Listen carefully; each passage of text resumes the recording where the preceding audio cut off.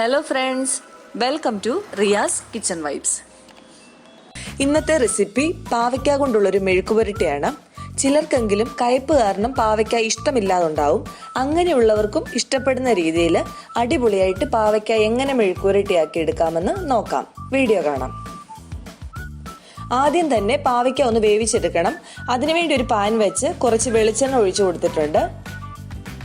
ഇവിടെ ഞാൻ എടുത്തിരിക്കുന്നത് നല്ല പച്ച കളറിലുള്ള പാവയ്ക്കയാണ്, 2 വലുത്.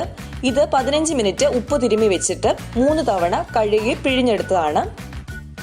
എണ്ണ ചൂടായി വരുമ്പം ഇതിലേക്ക് പാവയ്ക്ക ഇട്ട് കൊടുക്കാം. 4-5 പച്ചമുളകും കൂടെ ഇട്ട് കൊടുക്കാം. നിങ്ങളുടെ എരിവിനനുസരിച്ച് മുളക് ഇട്ടോണേ. ഈ സമയത്ത് ഉപ്പൊന്നും ചേർക്കാൻ പാടില്ല. നമ്മൾ ഉപ്പ് തിരുമ്മി വെച്ചിരുന്നതുകൊണ്ട് ഇതിൽ ഉപ്പ് കാണും. അതുകൊണ്ട് ഏറ്റവും അവസാനം ഉപ്പ് ചേർത്ത് കൊടുത്താൽ മതി. ഇനി ഇത് അടച്ചു വെച്ച് വേവിക്കാം.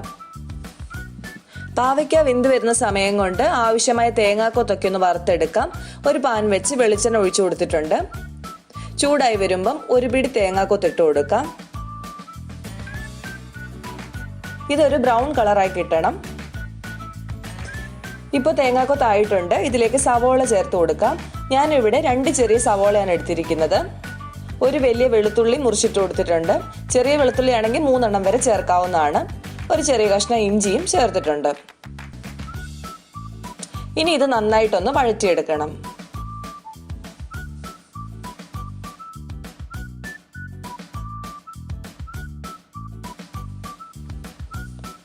ഇപ്പോൾ സവോള നന്നായിട്ടായി വന്നിട്ടുണ്ട്. ഇനി പാവയ്ക്ക വെന്തോന്ന് നോക്കാം. പാവയ്ക്കയും നന്നായിട്ട് വെന്ത് കിട്ടിയിട്ടുണ്ട്. ഇനി ഇതിലേക്ക് പാവയ്ക്ക ചേർത്ത് കൊടുക്കാം.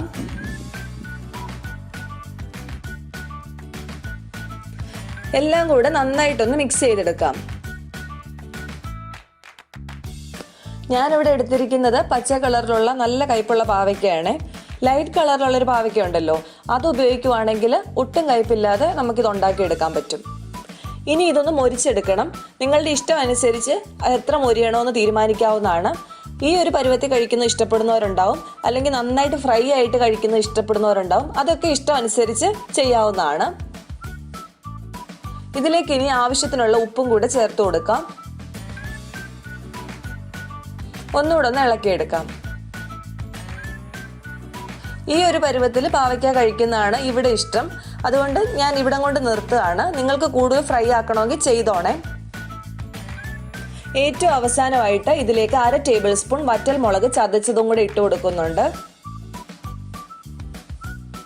ഇനി ഒരു 2 മിനിറ്റും കൂടെ ഒന്ന് ഇളക്കി എടുത്തിട്ട് ഫ്ലെയിം ഓഫ് ചെയ്യാം. ഇപ്പോൾ അടിപൊളിയായിട്ടുള്ള പാവയ്ക്ക മെഴുക്കുപുരട്ടി റെഡി ആയിട്ടുണ്ട്. നിങ്ങൾ പാവയ്ക്ക ഇഷ്ടപ്പെടുന്നവരല്ലെങ്കിൽ പോലും ഈ രീതിയിൽ ഒന്ന് ട്രൈ ചെയ്ത് നോക്കുക. തീർച്ചയായിട്ടും നിങ്ങൾക്ക് ഇഷ്ടപ്പെടും. ഫീഡ്ബാക്ക് അറിയിക്കുക. അപ്പോൾ ഇന്നത്തെ റെസിപ്പി എല്ലാവർക്കും ഇഷ്ടമായെന്ന് വിചാരിക്കുന്നു. ഇഷ്ടമായെങ്കിൽ ലൈക്ക് ചെയ്യുക, കമൻറ്റ് ചെയ്യുക, ഷെയർ ചെയ്യുക. പിന്നെ നമ്മളുടെ ചാനൽ ആരെങ്കിലും സബ്സ്ക്രൈബ് ചെയ്തിട്ടില്ലെങ്കിൽ പ്ലീസ് സബ്സ്ക്രൈബ്. ഇനി ഒരു അടിപൊളി ഡിഷുമായിട്ട് നമുക്ക് കാണാം. Thanks for watching.